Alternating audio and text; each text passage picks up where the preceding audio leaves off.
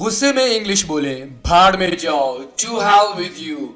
जुबान संभाल के, वॉच योर माउथ। तमीज से बात करो, टॉक विद मैनर्स। तो क्या, सो व्हाट। अपनी हद में रहो, बी इन योर लिमिट्स। आवाज नीचे, लोअर योर वॉइस। बहुत हुआ देखा, दैट डज इट। चिल्लाओ मत मुझ पर, stop yelling at me. How dare you, तुम्हारी इतनी हिम्मत। Enough is enough, बहुत हो गया।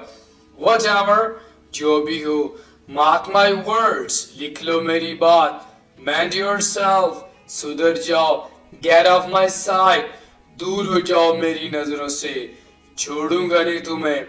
I won't spare you. Have you gone mad? क्या पागल हो गए तुम? उंगली मत दिखा। Don't point your finger. क्या कर लोगे तुम? What will you do? दिमाग की दही मत करो। Don't mess with my mind. दोस्तों, हमारे साथ फिर इंग्लिश सीखने के लिए हमारे